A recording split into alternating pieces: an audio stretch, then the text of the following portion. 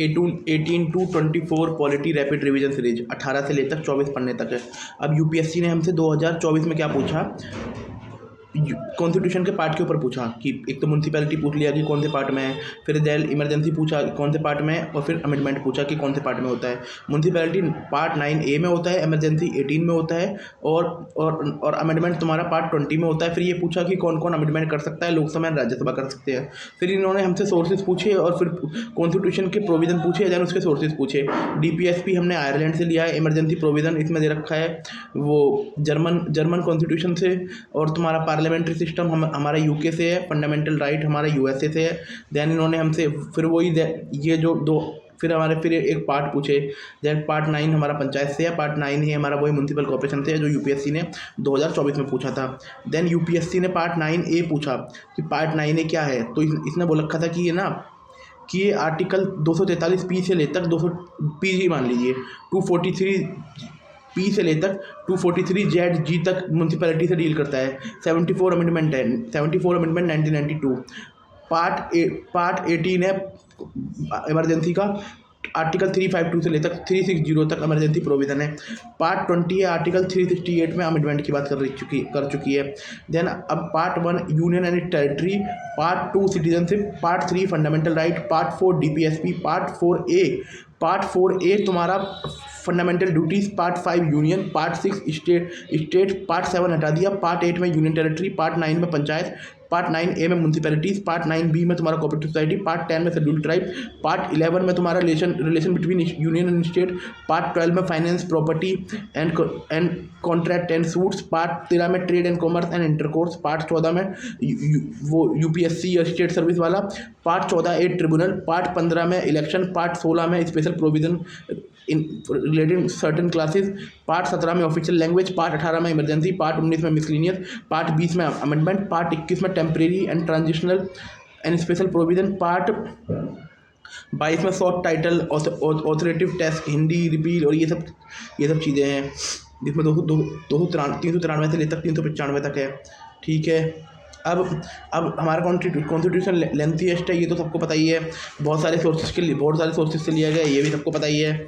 Federal system है unitary basis and blend with rigidity and तुम्हारा flexibility. Federal system का उदाहरण ले लीजिए, डुअल पॉलिटी है, रिटर्न कॉन्स्टिट्यूशन है, पावर डिवीजन है, सुप्रीमेंसी ऑफ कॉन्स्टिट्यूशन है, इंडिपेंडेंट जुडिशरी है, बाई कैमरल लेजिस्लेचर है। अब यूनिटरी का ले लीजिए, स्ट्रॉन्ग सेंटर है, सिंगल सिटीजनशिप है, सिंगल कॉन्स्टिट्यूशन है, फ्लेक्सिबिलिटी ऑफ कॉन्स्टिट्यूशन है, इंटीग्रेटेड जुडिशरी है, appointment of governor bye centre, emergency provision है। During emergency federal system become a unitary. K C Wheare ने कहा था quasi federal parliamentary form of government, ये हमने ब्रिटिश मॉडल से लिया गया है। कलेक्टिव रिस्पॉन्सिबिलिटी है, बाई कैमरल लेजिस्लेचर है, प्रेजेंस ऑफ नॉमिनल हेड, मतलब नॉमिनल हेड और रियल हेड दोनों की बात की रही है। Prime minister head of the council, prime minister as the head of council of minister, leadership of prime minister in Lok Sabha, है ना। ठीक है, मतलब हाँ, leadership of prime minister in Lok Sabha, dissolution of lower house, executive power responsible for executive is a part and responsible for and legislature, president act on aid and advice on council of minister. ठीक है, parliamentary sovereignty and judicial supremacy का उदाहरण है। जैसे Indian parliament sovereign नहीं है British parliament की तरह, है ना। ये इंडियन पार्लियामेंट सोवरेन नहीं है, ब्रिटिश पार्लियामेंट सोवरेन है। सुप्रीम कोर्ट फाइनल इंटरप्रेटर है कॉन्स्टिट्यूशन ऑफ इंडिया का। ठीक है, अब integrated and independent judiciary, India has a single and integrated judiciary. Supreme court सबसे ऊपर, फिर सबऑर्डिनेट, फिर हाई कोर्ट, फिर सबऑर्डिनेट कोर्ट। इंडिया में ड्यूअल जुडिशरी नहीं है यूएसए की तरह, है ना। अब इंडिपेंडेंट है, जैसे सिक्योरिटी ऑफ टेन्योर ऑफ जज फिक्स, ये तो आ जाएगा तो कर ही दूंगा। फंडामेंटल राइट 12 से 35 तक है ना। ये यूएसए के बिल ऑफ राइट से का उदाहरण है।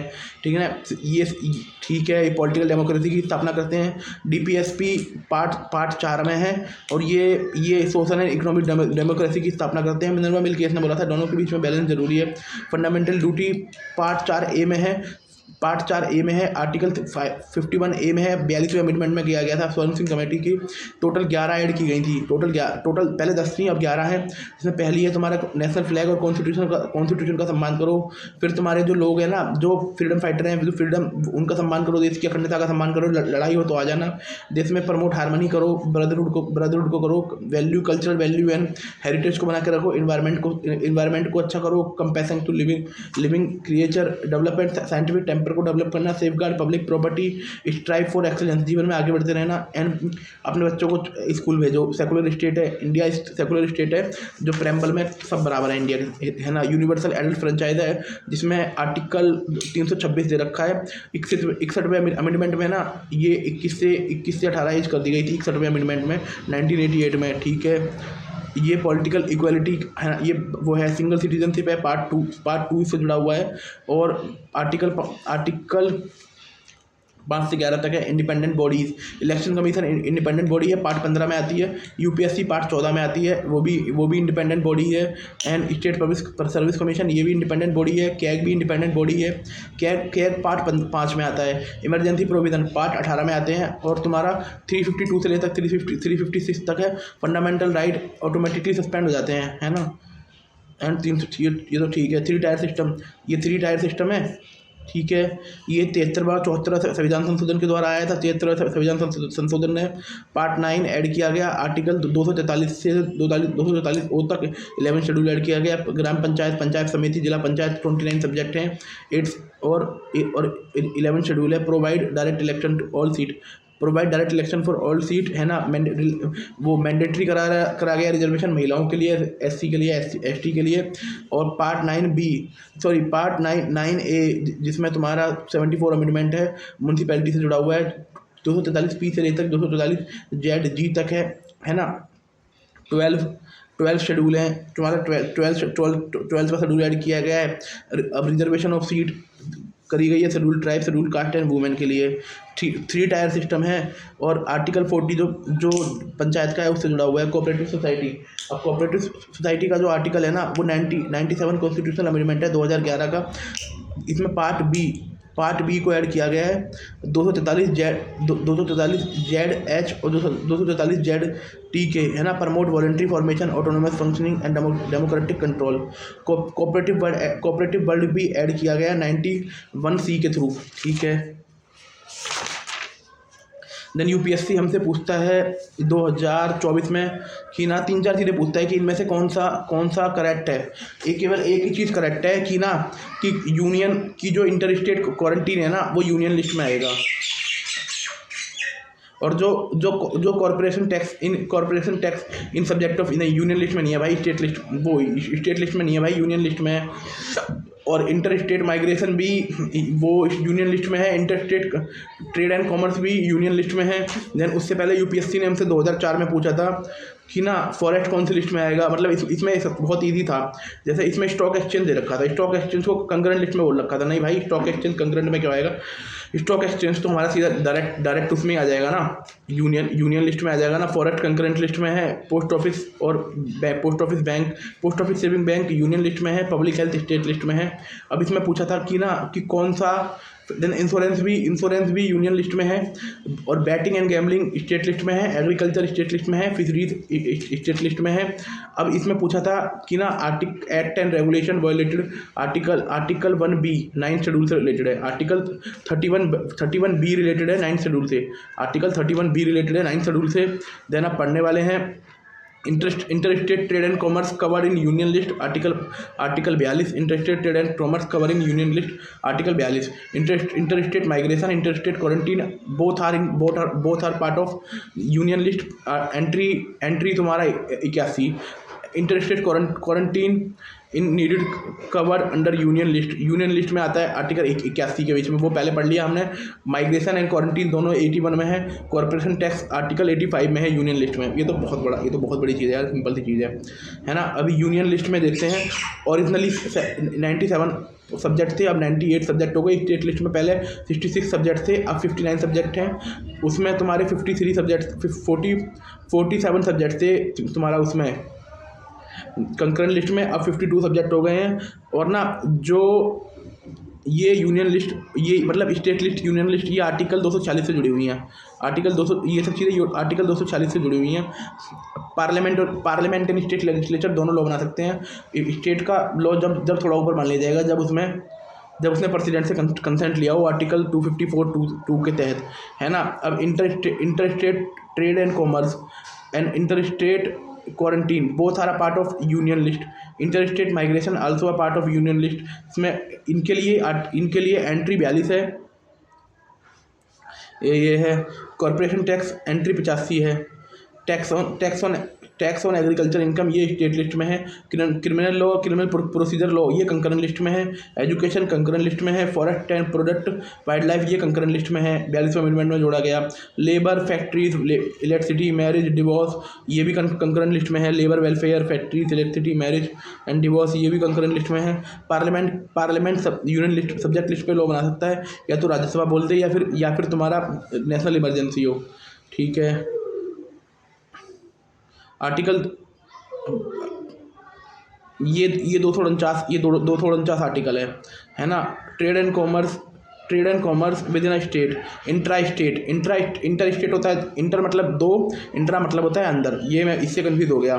देन ये ये intra state trade and commerce आएगा स्टेट लिस्ट 26 में। अब और एंट्री छोड़ना, 84 में बोल रखा है कि ना, यूनियन लिस्ट 84 में बोल रखा है कि भाई तम्बाकू पे लगाएगा तुम्हारा, तम्बाकू पर टैक्स लगाएगा, और मैन्युफैक्चरिंग गुड पर टैक्स लगाएगा union.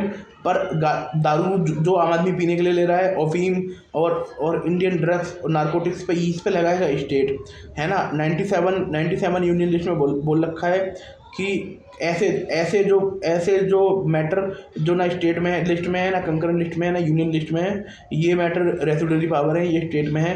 Tax on income other than agriculture income, ये आर्टिकल 82 वो एंट्री 82 है यूनियन लिस्ट में। 92 में दे रखा है sale and purchase of newspaper, 92 में दे रखा है sale on the purchase and newspaper and advertisement publish, ठीक है। आर्टिकल वो एंट्री 47 में वो दे रखा है इंश्योरेंस। 60 में दे रखा है यूनियन लिस्ट सेंसनिंग, मतलब वो सेंसरशिप है वो किस में आती है, जो फिल्म सर्टिफिकेट मिलता है वो यूनियन लिस्ट में आता है। एंट्री 24 में बोल रखा है स्टेट लिस्ट में कि ना, कि लिस्ट ऑफ इंडस्ट्रीज जो यूनियन लिस्ट में नहीं है वो स्टेट लिस्ट में आएंगी। एंट्री ऑफ स्टेट लिस्ट में बोल रखा है पानी और water supply, irrigation, canal, drainage, embankment ये भी स्टेट लिस्ट में है। Agriculture including agriculture, education and research, fisheries ये भी तुम्हारा स्टेट लिस्ट में है। आर्टिकल 33 एंट्री 33 में कंकरेंट में आता है trade and commerce in and the production, supply, distribution, food stuff, cattle fodder, raw jute cotton, trade and commerce ये सब कंकरेंट में आता है। और कंकरेंट की एंट्री 20 में आता है इकोनॉमिक एंड सोशल प्लानिंग।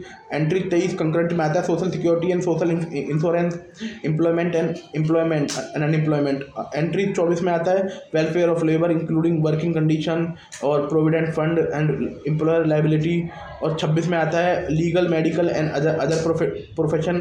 30 में आता है vital status including registration, concurrent बच्चों का रजिस्ट्रेशन करना, कानून बनाने का अधिकार, बर्थ एंड वो दोनों को, सेंट्रल स्टेट दोनों को है। 31 में आता है पोर्ट्स अदर देन मेजर, ये भी कंकरेंट लिस्ट में आते हैं, है ना। ये भी कंकरेंट लिस्ट में आते हैं। मेजर पोर्ट तो यूनियन लिस्ट में आते हैं, और जो अदर देन मेजर पोर्ट हैं वो कंकरेंट लिस्ट में आते हैं। प्राइस कंट्रोल कंकरेंट लिस्ट में आता है ना। आर्टिकल 244 में बोल रखा है रेसिडुअरी, 248 में बोल रखा है रेसिडुअरी पावर के बारे में, ठीक है। अब इसने हमसे राइट टू प्राइवेसी करके पूछा था कि राइट टू प्राइवेसी किस में आता है। राइट टू प्राइवेसी आर्टिकल 21 में है, बहुत ईजी क्वेश्चन है ना। देन फिर इसने 2021 में भी हमसे राइट टू प्राइवेसी के ऊपर पूछा है, ये भी आर्टिकल 21 में है। देन इसने हमसे दोबारा फिर राइट टू प्राइवेसी के ऊपर पूछा है, ये आर्टिकल 21 पार्ट 3 में है। अब right to privacy fundamental right, case Puttaswamy judgment से रिलेटेड है। अब देखते हैं राइट टू ये आर्टिकल 21 के अंदर क्या क्या आता है। एक तो मैरी की चॉइस है, एक तुम्हारा भाई सही से दफनाने का या अंतिम क्रियाक्रम का है। राइट टू अपॉर्चुनिटी है, राइट टू सस्टेनेबल डेवलपमेंट है, right to noise freedom for noise pollution है, राइट टू स्लीप है, right to appropriate life insurance insurance है, life insurance policy, right against bar fetters, मतलब आप बेड़ियों में नहीं जकड़ोगे। सोशल इकोनॉमिक इंजस्टिस के लिए, एम्पावरमेंट के लिए है। राइट टू फैमिली पेंशन है। राइट टू अपील जजमेंट है ना, अपील करने का राइट है। रेपुटेशन का राइट है, इन्फॉर्मेशन का राइट है, हिली एरिया में रोड का राइट है। राइट अगेंस्ट पब्लिक हैंगिंग का राइट है। वुमेन को अच्छी तरह ट्रीट करने का राइट है। Right to prisoner have sensitive life, जो प्रिजनर है उसको जो नेसेसिटी लाइफ की जरूरत है उसको है। राइट टू फेयर ट्रायल का राइट है। Right to driven out of state, भाई आप मतलब ऐसा नहीं है कि आप किसी बंदे को बाहर निकाल दोगे, इसका राइट है। Medical treatment in government hospital का राइट है। मेडिकल इमरजेंसी का राइट है। राइट टू डॉक्टर असिस्टेंट का राइट है। राइट अगेंस्ट कस्टोडियल हरासमेंट का है। Right against bonded labour. Right to travel abroad. Right against delayed education. Right against inhuman treatment. Right against handcuffing. Right to speedy trial. Right against solitary confinement. Right to free legal aid. Right to free education up to 14 year. Right to health. Right to shelter. Right to privacy. Right to livelihood.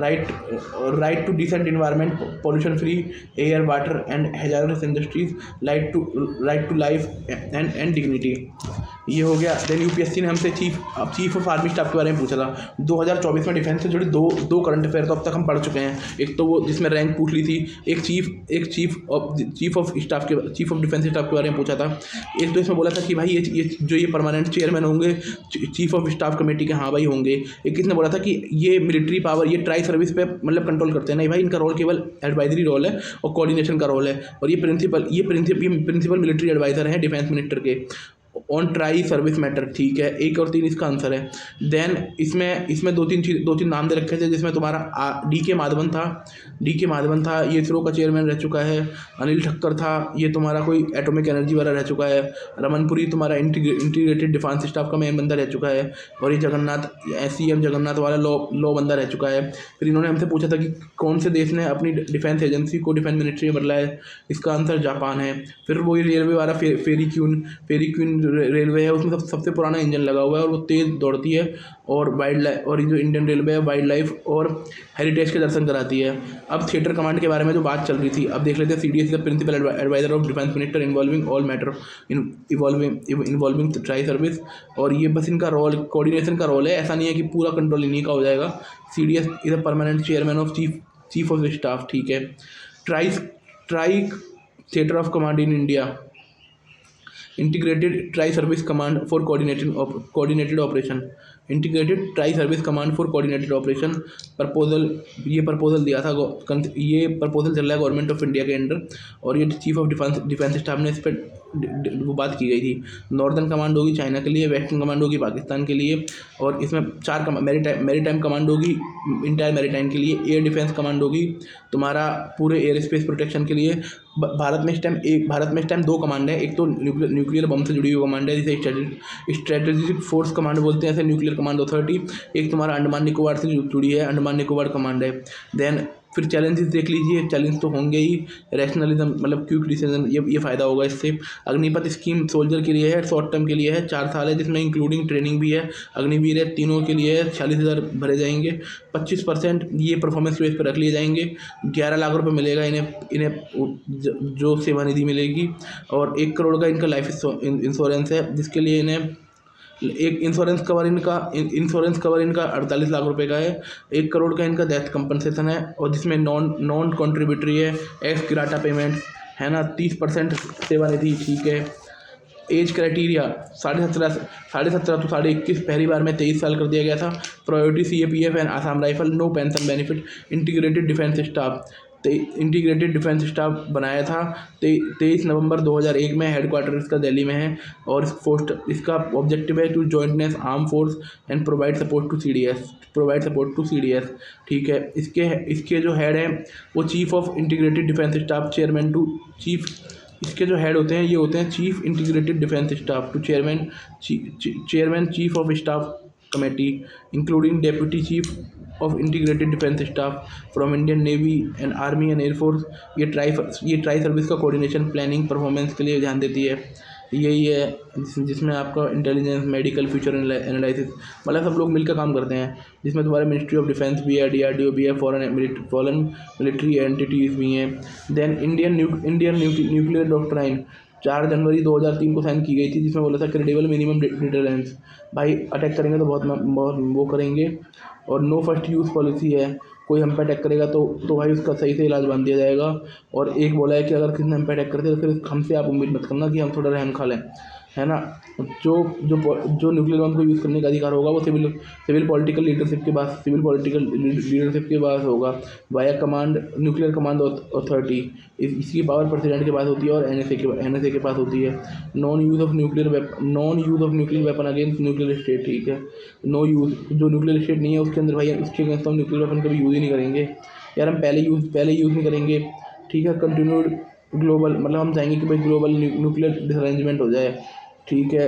अब nuclear command authority, political council को chair करते हैं prime minister. Sole authority to authorise use, इकलौते बंदे हैं जो बता सकते हैं कि भाई अब यूज़ करो। एजुकेटिव काउंसिल को एनएसए हेड करते हैं। Advice political council, land base से हम अग्नि से छोड़ेंगे, सी बेस से अरियन से छोड़ेंगे, और एयर बेस से मिराज से छोड़ेंगे, सुखोई से छोड़ेंगे। ट्राइड कैपेबिलिटी फुली ऑपरेशनल है, मतलब माफेन कर देंगे जो पंगा लेगा।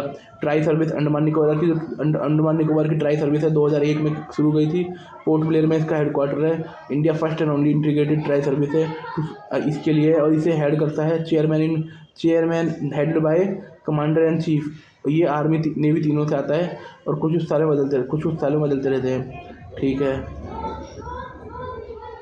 देन ये सर्विलेंस करते हैं, मतलब मोस्टली नेवी के लोग होते हैं, पर नंबर सबका आता है। स्ट्रेटेजिक फोर्स कमांड जनवरी 2003 में बनी थी न्यूक्लियर कमांड के लिए। Strategic force command nuclear command के लिए मैनेज और Indian strategy and tactical nuclear Arsenal. Indian nuclear command authority headed by commander in chief के द्वारा हेड होती है एट 3 स्टार रैंक, जो 3 स्टार रैंक का होता है। और एयर मार्शल का इक्वलेंट, जो कमांडर इन चीफ होगा वो तुम्हारा एयर मार्शल का वो बंदा होगा स्क्वाड्रन, वो उसे लेके नहीं जाएगा क्योंकि उसे पता है दोनों लोग साथ जाएंगे। भाई क्या बोल रहा था यार वो मैं, सॉरी। ये स्ट्रेटेजिक कमांड 2003 में बनी थी। न्यूक्लियर कमांड है manage Indian strategic and nuclear Arsenal. Indian nuclear command authority headed by commander in chief के द्वारा हेड होता है। 3 स्टार रैंक होते हैं, कमांडर इन चीफ के द्वारा होता है। Report to chairman of chief and staff of committee political council, ये सबको देते हैं रिपोर्ट। सारी रिस्पॉन्सिबिलिटी है डीआरडीओ से और डिफेंस एजेंसी से, सबसे मिले रहते हैं। मतलब हर चीज़, सारा काम इन्हीं के ऊपर है। Advance medium light combat aircraft, पहली बात तो इसमें 2 इंजन होंगे। MK1 MK1 इम्पोर्ट किया जाएगा, और तुम्हारा MK2 भारत का ही होगा। 2028 से लेकर 2028 में पहला प्रोटोटाइप बन जाएगा। 2034 में पूरा मतलब अच्छी तरह शुरू हो जाएगा। इसमें HAL है, DRDO है, और तुम्हारा एरोनॉटिक डेवलपमेंट एजेंसी है। 5th जनरेशन फाइटर की बात हो रही है, जिसमें तुम्हारा लो रडार होंगे। इस लो रडार क्रॉस सेक्शन, स्टेल्थ होगा ना, स्टेल्थ मतलब होता है जो रडार से बच जाए। इंटरनल वेपन बे होगा, स्पर टाइम एयर इनटेक होगा। Super cruise capability, advance avionics, electronic welfare system, multi role and air dominance and ground reality, collaborating करेगा HAL से, ठीक है। DRDO मल्टी रोल एयरक्राफ्ट होगा। Thank you.